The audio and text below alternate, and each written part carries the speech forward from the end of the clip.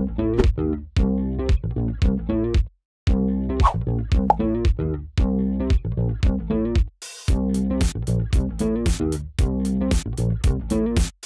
à tous, c'est Kara et bienvenue sur ma chaîne Kodaléa. Donc nous arrivons à début juillet, je vais vous faire un petit peu le point sur les séries que j'ai vues dans le cadre du challenge série 2018 et les séries qui sont en dehors de ce cadre, donc que j'ai regardé pour le mois de mai et de juin. Pour savoir ce que c'est le challenge série 2018, je vous renvoie vers mon article de blog où je présente toutes les séries en fait que j'ai sélectionnées dans le cadre de ce challenge. Et aussi je vous renvoie vers les anciennes vidéos de challenge série, comme ça vous savez de quoi je parle. Pour commencer avec ce challenge série 2018, je vais vous parler de la seule série pour l'instant que j'ai terminée, enfin la saison que j'ai terminée du moins. Il s'agit de Trollhunters saison 2. Alors autant la saison 1 de Trollhunters faisait je crois 26 épisodes, cette saison 2 fait que 13 épisodes, donc pour moi c'est une moitié de saison en fait. Même si là, la 3 vient de sortir, je vais la regarder, hein, vous inquiétez pas, la 3 vient de sortir, elle fait aussi 13 épisodes. Mais bon, c'est vraiment considéré comme la 2 et la 3 et pas la 2A et la 2B. On suit la série à la fin donc, de la première saison, je vais pas vous révéler ce qui s'est passé, mais vraiment la saison 2 commence juste après. Ce que j'en ai pensé dans cette saison 2, il y a de très très bonnes choses. Sincèrement, il y a notamment en plein milieu, il y a un double épisode qui est vu, en fait, c'est exactement la même chose, mais vu de points de vue différents. Et j'ai trouvé ça absolument génialissime. En plus, ça rajoute vraiment de la complexité par rapport au personnage, c'était vraiment super. Le seul hic que j'ai avec cette saison-là, apparemment on m'a dit que ça s'arrangeait pas dans la saison 3, c'est que, vu qu'il y a que 13 épisodes, j'ai eu l'impression qu'ils avaient été obligés, en fait, de faire des raccourcis. Il y a des choses qui, normalement, demanderaient au moins 1 ou 2 épisodes pour se régler. Bon, je sais pas, moi, un personnage qui est envoyé comme ça en prison ou dans un endroit où il est compliqué de sortir, et ben pif paf pouf, dans les 10 minutes qui suivent, ça y est, c'est fini, ou à la limite, au début de l'épisode d'après. Donc on n'a pas l'impression vraiment d'avoir une espèce de difficulté, parce que justement, les personnages en sortent hyper facilement. Il y a eu comme ça un sentiment de rush dans le genre, il va se passer ça, tant pis, on va faire un Deus Ex Machina, le personnage s'en sort sans trop d'égratignures, sans forcément expliquer le pourquoi du comment.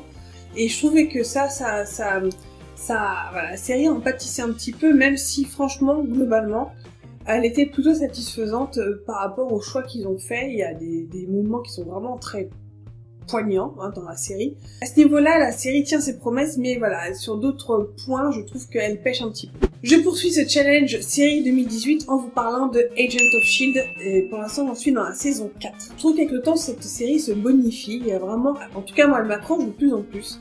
Et la saison 4 commence, je vais pas spoiler encore une fois, mais je voulais juste vous dire que c'est celle où il y a le Ghost Rider. Et alors, je ne connaissais pas, à part de visu, je voyais à quoi ça correspondait avec Ghost Rider, je crois que tout le monde a vu le film avec Nicolas Cage, à mon grand regret. Mais voilà, j'en connais pas plus en fait par rapport à ce personnage-là. Et j'avais vraiment hâte de voir ce qu'ils allaient en faire dans cette série. Et j'ai vraiment pas été déçue, j'ai vraiment beaucoup aimé le personnage de Robbie, donc, qui est le Ghost Rider dans Agent of S.H.I.E.L.D. Et je regrette juste, pour l'instant j'en suis à peu près au milieu de la série, je regrette juste en fait que qu'il soit pas plus longtemps que ça pour l'instant. En fait il a fait partie de la première partie de la saison 4, et puis là, après, on le voit plus, ce qui est un petit peu dommage, parce qu'il me manque un petit peu beaucoup. Mais voilà, je trouve que c'est une série, je suis pas trop vraiment dans les séries d'espionnage, des trucs comme ça, d'habitude c'est pas forcément mon truc, mais je sais pas, ici on s'attache aux personnages, on s'attache aussi, vu que c'est le MCU, le Marvel Cinematic Universe, même si Marvel Agent of S.H.I.E.L.D. c'est un peu le mouton noir, c'est un peu la série, on veut pas forcément d'elle, mais elle est là, oh je suis là, n'oubliez pas. Voilà, elle est rattachée quand même au gros des films, que je suis quand même de façon un peu assidue, mais voilà, elle a un côté, un pied dedans, un pied à l'extérieur, et voilà, en fait ce qui est sympa c'est qu'elle arrête pas, même si ça peut être un petit peu frustrant, parce que justement comme elle est pas entièrement dans le MCU, elle ne fait que des allusions par rapport au film et par rapport à la série. Elle fait des allusions à Captain America, elle fait des allusions à Agent Carter aussi assez souvent, qui était en fait la série qui passait à peu près en même temps. Et voilà, il y a un petit manque vraiment de raccrocher Agent of S.H.I.E.L.D. au wagon du gros MCU au cinéma. Mais voilà, elle a ce côté un petit peu à part qui est à la fois frustrant et à la fois un peu ça fait un peu une bouffée d'air frais, quoi. Et voilà, j'attends de voir un petit peu, en tout cas dans cette saison 4, comment ça va avancer, de voir aussi, j'espère que Ghost Rider va revenir, parce que franchement, c'est vraiment le personnage de la saison 4 que j'ai carrément préféré. La deuxième partie de la saison 4, ça me plaît pas mal. C'est avec Aida, qui est une androïde en fait qui est créée par un des personnages de la série, un petit peu sans forcément dire en fait au boss du Shield. Et en fait, ce qui me fait assez rire, c'est que l'actrice qui joue donc Aida, c'est Magdalena dans Galavant, donc je vais en parler plus tard. Donc voilà, il y a un petit peu comme ça des liens entre les séries que je regarde, c'est assez drôle. Nous poursuivons ce Challenge Série 2018 en vous parlant de The Librarians. Dans cette série, c'est dur à dire en français, The Librarians, les bibliothécaires quoi. J'ai continué, en fait j'avais commencé les 2-3 premiers épisodes, j'ai arrêté pendant au moins 2 mois, et puis là je reprends cette série là vraiment pour terminer la première saison, histoire de me mettre un petit peu dans le bain. Là il me reste 2 épisodes avant de finir la saison 1. Et alors cette série, elle a des choses sympas et des choses que j'arrive pas forcément à verbaliser. Ce que j'aime bien, c'est que on m'a pas menti. Si vous aimez Doctor Who, vous allez retrouver vos petits dans The Librarians, parce que il y a vraiment, c'est vraiment limite conçu sur le même principe, avec la librairie qui est un petit peu une espèce de TARDIS en elle-même.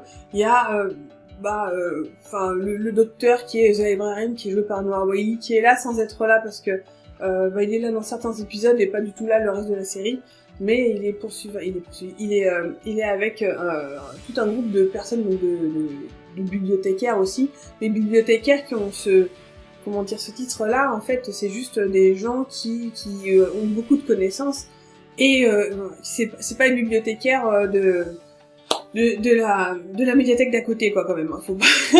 Mais par exemple la chef des librarians, enfin des bibliothécaires, donc c'est assez drôle d'ailleurs, c'est Rebecca Romijn, qui était Mystique dans les premiers X-Men. Je sais pas si vous vous souvenez des X-Men de Bryan Singer, mais voilà, c'est Mystique de cette série-là.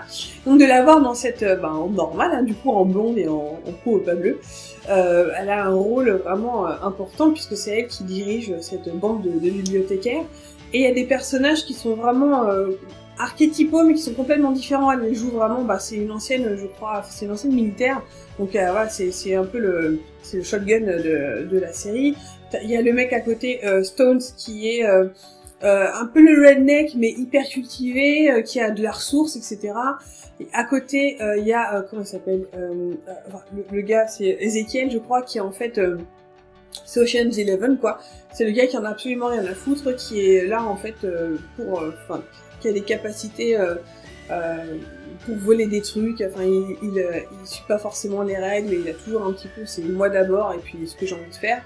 Mais bon, il arrive quand même à faire partie du groupe quand il en a besoin, et quand les autres en ont besoin aussi. Et il y a, je crois qu'elle s'appelle Rebecca, mais j'ai un doute, je suis pas sûre, je pense que je me trompais, mais là comme ça j'ai un doute, c'est la routine, qui en fait, elle, est un personnage en fait hyper intéressant, parce que c'est un personnage qui a une espèce d'hallucination, on a l'impression qu'elle voit à travers la trame de l'univers, elle comprend tout, et c'est parce qu'en fait elle a une tumeur au cerveau qui lui permet, entre guillemets, enfin c'est vraiment une bombe à retardement, parce que ça peut la faire mourir un peu du jour au lendemain.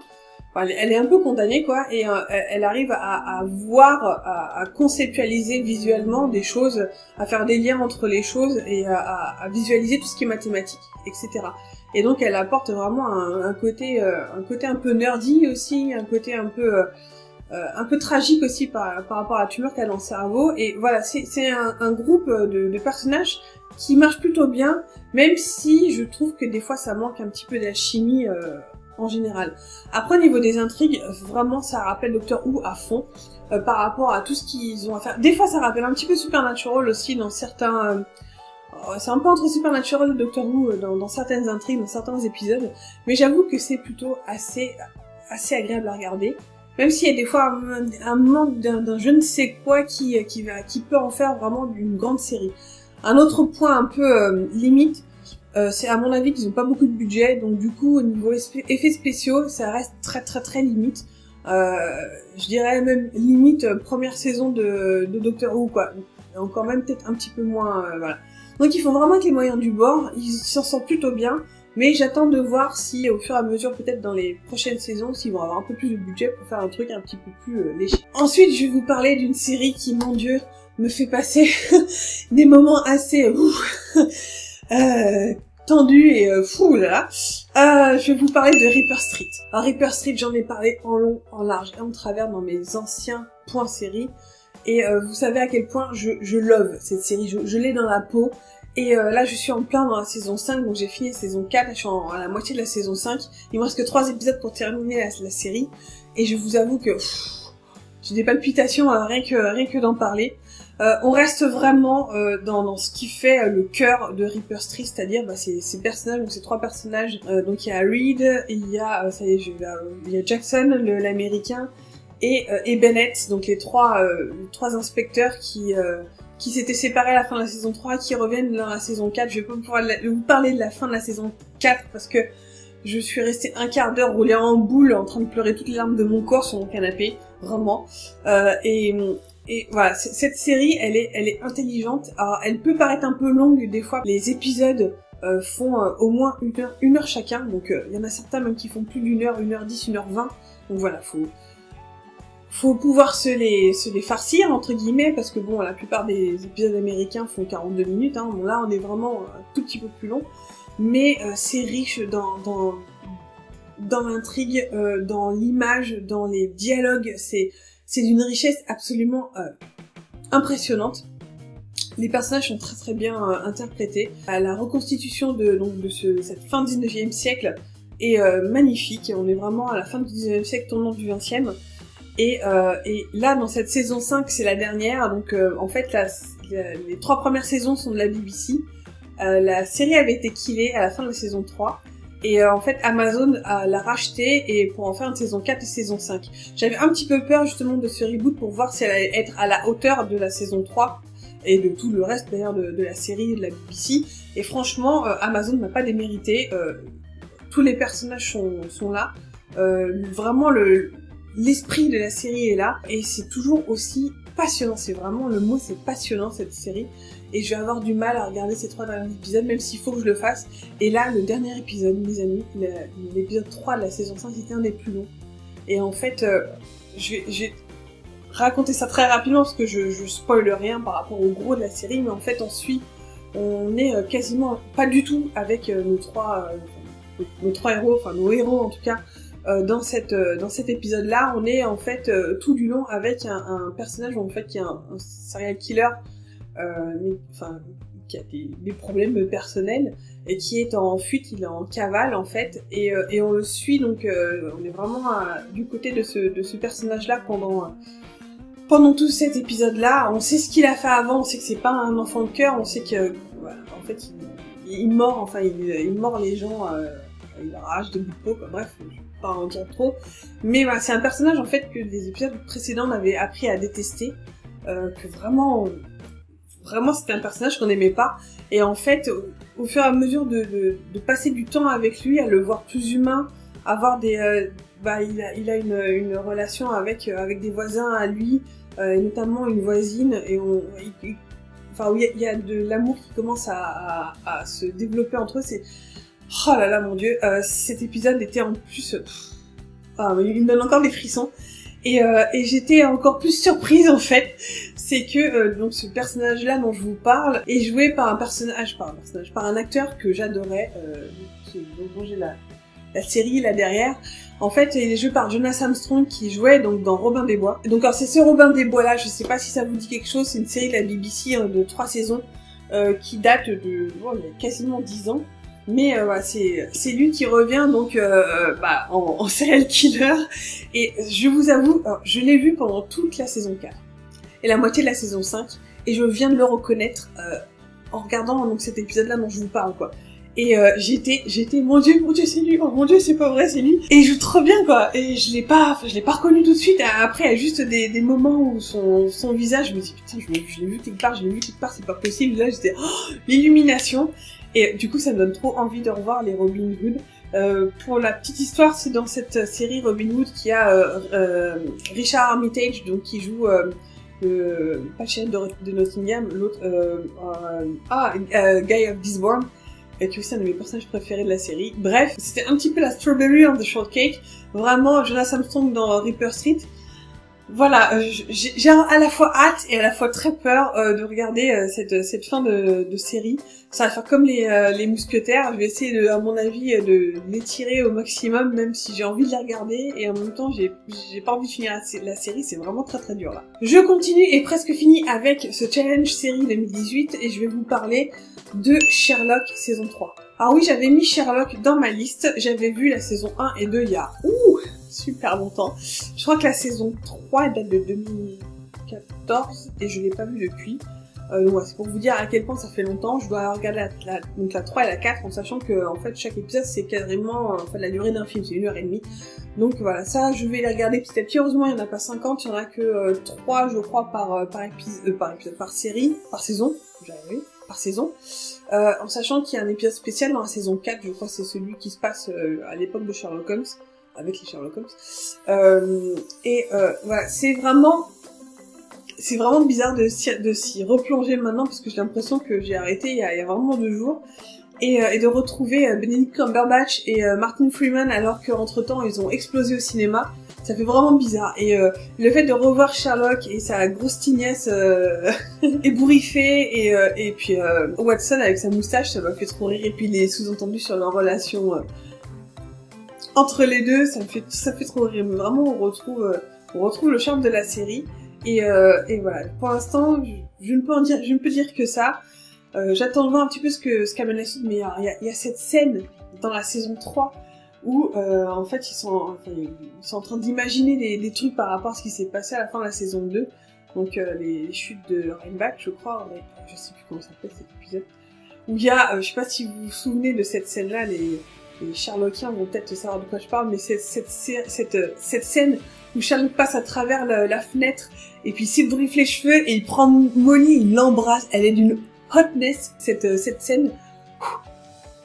J'ai trouvé en gif, je peux vous dire que je l'ai sauvé le gif, mais voilà, c'est vraiment avec plaisir que je redécouvre et que je retrouve cette série de Sherlock et voilà, j'ai hâte de regarder la suite. Et je termine pour de vrai cette parenthèse challenge série 2018, ça va être très rapide. Je vous parle de mon revisionnage de Grimm. Donc là, pour l'instant, je suis dans la saison 2. J'ai terminé la saison 1, je me suis tout enfilé la saison 1. Et ça a été vraiment un plaisir, vraiment un plaisir intense de revoir cette saison 1. Parce que voilà, je redécouvrais le début de cette série-là, comment ils mettent en place les choses. De revoir un petit peu les personnages, je prends leur marque aussi. Alors je sais que c'est pas la meilleure la saison 1, la saison 2 est bien meilleure et la saison 3 encore meilleure. Pour moi la saison 3 c'était vraiment le climax, le meilleur de la saison, de la série de Grimm avant que pour moi elle redescende. Mais voilà, donc il y a tous les éléments qui me manquaient dans Grimm, il y a tout l'univers des Wesen. Il y avait la relation entre Nick, entre donc le Grimm et puis Monroe, que j'adore Monroe, et puis il y a évidemment l'apparition de Rosalie, que je kiffe. Rosalie je l'adore. Et pour l'instant je me suis un petit peu arrêtée dans la saison 5, je suis au début de la saison 5, je dis des bêtises en plus. Dans cette saison 2, parce que j'ai l'épisode 5, voilà. Et voilà, comme je vous disais, je me la garde, hein, c'est vraiment des épisodes que je picore un petit peu de temps en temps quand j'ai envie, quand j'ai envie comme ça sur Netflix, hop, un petit épisode de Grimm, ça passe très bien. Et je sais pas si je vais aller jusqu'à la saison 5, jusqu'à la fin de l'année, on verra. Peut-être j'aimerais bien aller au moins jusqu'à la fin de la saison 3, pour avoir vu vraiment toute la partie de Grimm que j'aime bien, parce que pour moi après, ça part des fois un petit peu en mode boudin. Mais bon voilà, toujours un Grimm. Grimm c'est une série que j'aime, que je kiffe, malgré ses faiblesses aussi, hein, on va pas se mentir, hein, mais voilà, c'est une série toujours que je retrouve avec beaucoup de bonheur. Maintenant on passe à la partie non challenge 2018, et là je vais vous parler de 4 séries, et je vais commencer par mon revisionnage de Galaven. En Galaven, je ne sais pas si vous la connaissez cette série, j'en ai parlé déjà dans un précédent, je pense, visionnage de série, mais au moins de l'année dernière, facile. En fait, Galaven, c'était une petite série donc des épisodes de 20 minutes qui passaient, je crois que c'était au moment du break dans Once Upon a Time, ça passait sur ABC, et on était en fait un peu dans un univers comme ça de contes de fées. Enfin, de contes de fées, je vais dire sans magie, mais si, il y en a un petit peu, mais c'est complètement barré. En fait, Galavant est une série de musical, quoi. C'est une série de comédie musicale, et pourtant Dieu sait que je déteste les comédies musicales. Genre j'aime pas ça, quoi. Et Galavant, c'est... Oh, mon Dieu. En fait, on s'est entaillé toute la saison 1, donc il y a 8 épisodes de la saison 1, quasiment en un soir, avec des potes, parce que je voulais vraiment leur faire découvrir Galavant, parce que je savais que ça allait leur plaire, je savais que ça allait leur parler. Et j'ai pas été déçue parce que eux aussi ils ont enquillé ensuite la saison 2, eux de leur côté, en limite 2 jours. Et c'est juste, c'est relevé, c'est drôle, c'est décalé, c'est absolument génial, quoi. Ça joue sur les codes justement de la série et des contes de fées. Ça chante bien. Les chansons sont vraiment super cool. C'est bien écrit vraiment. Et voilà, c'était vraiment un super. Franchement, j'ai limite redécouvert aussi la série parce que c'est la première fois que je la revoyais après avoir regardé donc la série entière l'année précédente. Donc il y a 2 saisons, la première à 8 épisodes, la deuxième à 10 épisodes. Vous pouvez regarder ça, donc les épisodes durent 20 minutes vraiment, et c'est un petit bonbon sucré qui est juste trop bien. J'espère qu'un jour elle sortira en DVD ou en Blu-ray ici, parce que enfin, je regarde, ça n'existe pas déjà en fait, si elle n'est pas déjà sortie en France, parce que je me l'achète direct, je la veux dans ma bibliothèque, dans ma DVD tech, parce que il faut, elle a une place dans ma DVD tech, quoi, c'est clair. Je poursuis avec une autre série que j'ai terminée, enfin en tout cas j'ai terminé la saison 1. C'est une nouvelle série, il s'agit de la série Siren ou Sirène, qui est sortie, donc la première saison vient de sortir, apparemment elle a été renouvelée et Dieu merci, parce que franchement j'ai pris un pied énorme à la regarder. Alors Siren, je vous en ai parlé la dernière fois dans mon précédent visionnage de série, j'avais tout juste commencé à regarder les quelques premiers épisodes, donc là j'ai terminé la saison 1. Alors, comme d'habitude j'ai essayé de pas vous spoiler, mais en gros, de quoi ça parle? Donc ça parle d'une petite ville balnéaire, je pense du nord-ouest des États-Unis. Vraiment une espèce de petite ville de redneck qui en fait vit autour du commerce, autour des sirènes. Genre c'est la capitale des sirènes du monde, etc. Donc il y a un festival autour des sirènes, il y a des... comment on appelle ça, des magasins de souvenirs autour des sirènes, etc. Et en fait, ça va un village de pêcheurs, hein, tout ce qu'il y a de plus banal. Et il s'avère qu'un jour, il y a un bateau de pêche qui rencontre des difficultés et qui se fait attaquer par des sirènes. Il y a une sirène qui se fait en fait capturer parce qu'il y a des mecs de la military, de l'armée, pardon. Il y a des mecs de l'armée qui arrivent et qui donc prennent possession de la sirène, qui la récupèrent, même si les autres n'ont pas eu vraiment le temps de voir exactement ce que c'est. Ils savent juste que cette créature a blessé assez grièvement un de leurs potes, qui d'ailleurs est récupéré par les militaires en passant. Et à côté de ça, donc dans cette ville balnéaire, il y a une autre sirène, donc en fait c'est l'amie de la sirène qui a été capturée, qui arrive pour chercher sa copine, et qui cherche donc son amie au milieu, voilà, des humains. Et elle a aucune, enfin c'est la première fois qu'elle se transforme donc en humaine, elle a aucune idée de comment ça fonctionne, la nature humaine et puis les relations, la société humaine. Et pour elle, heureusement pour elle, elle tombe donc sur 2 personnes, sur un couple, Ben et Maddie, qui vont en fait s'occuper d'elle. Et il y a ce que j'ai aimé dans cette série, il y a une espèce... Ça, c'est peut-être le truc qui me plaît moins, mais on n'arrête pas de la comparer à Twilight, etc. Alors il y a peut-être un petit peu la même ambiance dans genre petite ville, où il fait toujours gris, où il n'y a pas grand-chose qui se passe, à part voilà, des bagarres dans le pub, et puis voilà. Et puis bon, ça parle aussi d'une créature mythologique, hein, comme parlait un petit peu Twilight, mais là on a comment dire, une approche du mythe de la sirène bien plus intéressant.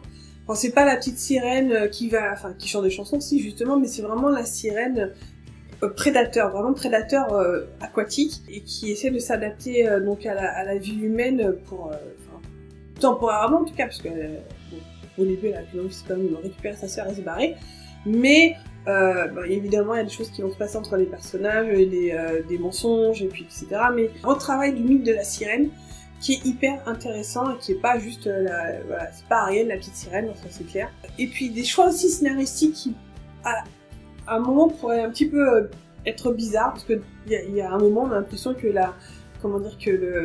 plot, en fait, que l'intrigue est finie, alors qu'on est en plein milieu de la saison, on se demande qu'est-ce qu'ils vont faire après, et en fait, ça se tient, voilà, les histoires se déroulent après, c'est assez intéressant. Le final était, pour moi, un petit peu décevant, même si ça ouvre d'autres portes, et comme apparemment, de toute façon, on a été renouvelé, on va voir ce que ça donne, mais voilà. Il y a quelque chose que j'ai aussi beaucoup aimé dans donc la série Siren, ce sont les scènes de transformation. Elles m'ont largement rappelé par exemple la scène de transformation en loup-garou dans le film Le Loup-garou de Londres, donc le vieux film des années 80, où on sent vraiment le corps déchiré, le truc qui est vraiment à la fois dégueulasse et hyper douloureux. Voilà, on le sent aussi là-dedans, les effets spéciaux sont vraiment léchés et y a quand même eu du budget là-dedans, je trouve. Donc voilà, rien que pour ça, je vous invite à jeter un œil à cette série. Je crois qu'elle a qu'une dizaine d'épisodes dans cette saison 1, je crois qu'il y en a 10 ou 13, quelque chose comme ça. Mais sincèrement, ça vaut le coup et on verra avec la saison 2 s'ils arrivent à transformer l'essai. Je continue donc cette vidéo en vous parlant du dessin animé Miraculous Ladybug. Alors je ne sais pas si vous connaissez ce dessin animé, mais en fait c'est un dessin animé à la fois franco-japonais qui est sorti il y a pas si longtemps que ça, je crois qu'on est dans la saison 2 en ce moment. Moi ça faisait longtemps que j'en avais entendu parler, que j'avais envie de le regarder parce que j'en entends vraiment que du bien. Et il y a ce petit en fait côté Magical Girl que j'aimais bien quand j'étais petite. Ce côté un peu qui rappelle Sailor Moon aussi enfin vraiment les Magical Girls japonais, il y a vraiment tous les éléments des Magical Girls japonais. Alors donc j'ai découvert en fait que Netflix avait la saison 1, donc je me suis dit wouh génial, je vais pouvoir enfin les regarder. C'est parfait pour regarder le matin pendant qu'on mange son petit déjeuner. Alors attention, juste un petit message à tous ceux qui vont regarder donc la série sur Netflix. Attention à l'ordre des épisodes, parce que sur Netflix, les épisodes ne sont pas du tout dans l'ordre de diffusion. Et il y en a certains, notamment un double épisode qui sur Netflix est en plein milieu, qu'il faut absolument voir à la fin. Les origines de Ladybug, ils le mettent vers l'épisode 15 ou 16, alors qu'il faut le regarder vraiment à la fin de la série. Donc n'hésitez pas à aller voir sur des sites comme Wikipédia ou si vous êtes sur Seriebox ou sur TV Showtime, mais allez voir le nom des épisodes dans l'ordre qui est prévu au lieu de vous fier à l'ordre des épisodes dans Netflix, parce que sinon vous allez vous faire spoiler, vous allez pas les regarder en fait dans le bon ordre. Voilà, ça c'est la parenthèse. Maintenant qu'est-ce que j'en ai pensé? Alors c'est hyper mignon. C'est super mignon, choupi, tout ce que vous voulez. Marinette, elle est trop lovable, elle est juste choupi à mort. Le chat noir, donc Adrien, est aussi super mignon. Alors après, il y a des... moi, en étant aussi dans le business du dessin animé, j'arrive à voir certains trucs où, bon, les rues de Paris qui sont désertes parce qu'on n'a pas le budget pour mettre des figurants derrière, je comprends totalement, ce qui fait que ça donne une image assez... quand on connaît Paris, ça fait doucement rigoler. Mais ouais, il y a un petit côté carte postale, enfin Paris carte postale qui est dedans, même si... Le fait que ça se passe à Paris est quand même un super bon point vu quand on voit la totalité des séries, et, qui est une série qui se passe dans Paris, avec évidemment le Louvre, la Tour Eiffel, etc. Enfin vraiment il y a des trucs vraiment encore plus carte postale qui pourront justement parler au public étranger, évidemment. Mais voilà, le côté des... ce coup des rues de Paris et des herbes, moi ça me fait doucement rigoler. Il y a aussi d'autres personnages, enfin des personnages secondaires, on voit aussi qu'il y a eu un petit peu moins de recherche, je trouve, dans les designs.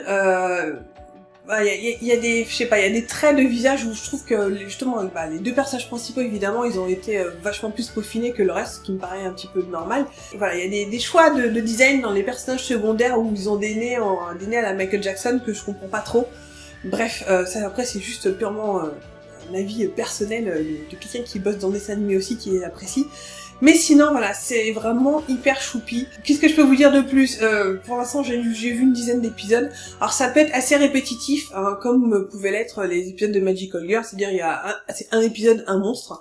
Même si le design de chaque monstre, entre guillemets, est assez intéressant, et il reste vraiment dans l'optique des Magical Girls, enfin des trucs un peu genre aussi Power Rangers, ou alors Sailor Moon, c'était vraiment typiquement ça. Il y a un petit côté...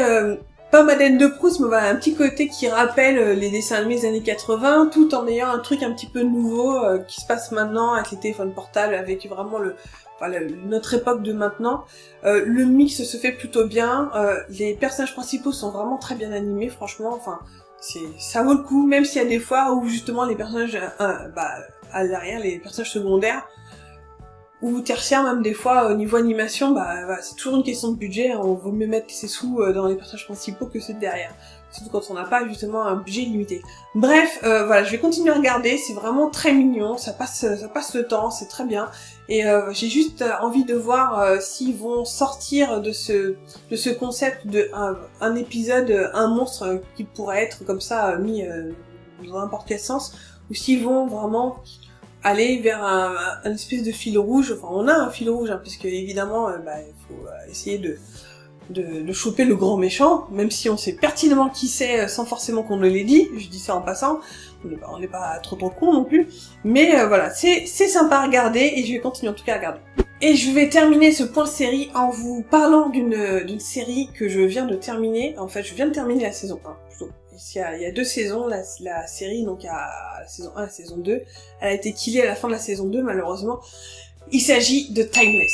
Alors Timeless, c'est une série de la NBC, c'est en fait la série qui a remplacé Grimm, j'avoue que j'en ai un petit peu voulu pour avoir finalement remplacé Grimm, et c'est peut-être pour ça que j'ai mis un petit peu du temps à la regarder, mais mon dieu, qu'est-ce qu'elle est super cool cette série. Je pense à Morgane Mimins qui la regardait et qui m'a dit qu'elle était trop bien, et je suis carrément d'accord avec toi, elle déboîte vraiment. Donc en fait, la machine à remonter dans le temps a été inventée donc dans une entreprise qui du coup fait des voyages dans le temps, et leur machine a été volée par un terroriste qui s'appelle donc Garcia Flynn, et qui va en fait remonter donc à des moments dans l'histoire américaine en fait pour en gros détruire les États-Unis. En tout cas au début ça commence comme ça, et après on se rend compte que les apparences sont pas forcément celles qu'on croit. À la fois le gouvernement et la Mason Industry, donc l'entreprise qui a inventé cette time machine, met au point donc une équipe qui est composée donc de Lucy, qui est une historienne qui connaît l'histoire américaine sur le bout des doigts,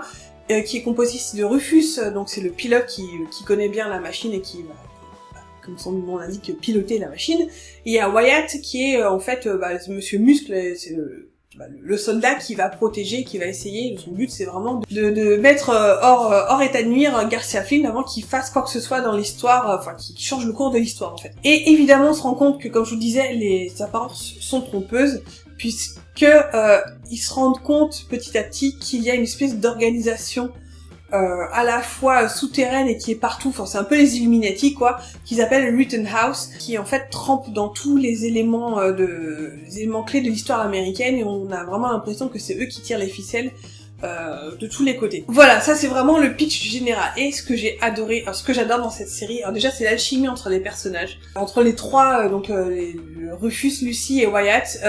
On sent que voilà, il y a un esprit d'équipe entre les trois. Il y a évidemment de l'amour qui va commencer, il y a du ship, hein. Il y a du ship, ça je vous le dis, qui va se développer. Et aussi ce qui est super intéressant aussi, c'est de voir les événements, justement, chaque épisode, ils vont traiter en fait d'une période américaine, ils vont à un événement particulier américain, donc qui s'est passé. Donc il y a un petit côté aussi, un intérêt historique.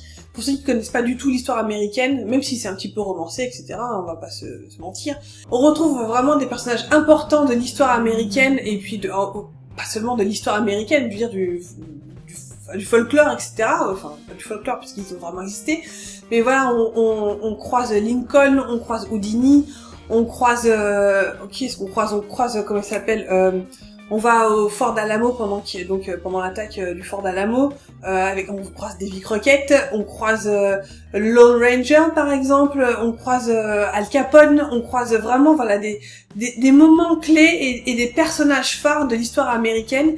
Et Bonnie and Clyde aussi, cet épisode est absolument génial. Et voilà, ça nous permet de redécouvrir aussi l'histoire américaine sous un angle un petit peu nouveau. McCarthy aussi, enfin ils vont vraiment en fait dans plein de en fait du début des États-Unis entre guillemets, depuis la fin du XVIIIe siècle en fait jusqu'à maintenant. On voit un peu les Black Panthers, on voit un petit peu le mouvement Flower Power, enfin on voit vraiment des choses hyper intéressantes. Et ce que j'ai aussi aimé, c'est vraiment le soin qui était aussi apporté. Comment dire, donc le personnage de Rufus est noir, et quand ils sont envoyés comme ça au 19e siècle ou au début du 20e siècle, où franchement être noir c'était vraiment pas top, et ils abordent ça aussi en frontal, quoi. Et on a peur pour Rufus parce que bah, quand ils arrivent à une époque où il y avait encore l'esclavage, ou alors pendant la ségrégation, où ils faisaient pas bon d'être noirs non plus, hein, déjà à l'époque, même encore maintenant c'est pas encore réglé, mais à l'époque c'était encore pire. Ils abordent ça aussi, ils abordent aussi le sexisme, par exemple dans les années 50, au moment de la NASA, enfin, le racisme, le sexisme, etc. Ce sont des choses qui sont abordées et qui sont plutôt, même si c'est une série mainstream, hein, ça va pas non plus aborder des choses qui fâchent, mais il y a un intérêt, il y a quelque chose qui est, il y a un discours qui est assez intéressant, qui est aussi dans la mouvance de maintenant, et c'est aussi un point vraiment positif par rapport à la série. En tout cas, il y a des rebondissements, il y a du ship, il y a de l'intérêt historique, vraiment, j'ai kiffé cette série, là j'ai terminé la saison 1, et je n'attends qu'une chose, c'est de revenir à Japan Expo pour enchaîner la saison 2, même si je sais que c'est la dernière, hein, il y a 16 épisodes dans la saison 1, et malheureusement que 10 dans la saison 2, mais je peux vous dire que je vais les savourer. Voilà, c'est ici que se termine ce point visionnage de série. Donc je vous donne rendez-vous dans 2 mois, donc à la fin du mois d'août, pour vous parler de la suite des aventures. Sur ce, je vous souhaite d'excellentes lectures, d'excellentes séries, d'excellents films. N'hésitez pas à aller vous cultiver partout où vous pouvez, et je vous dis à la prochaine dans une nouvelle vidéo. Ciao!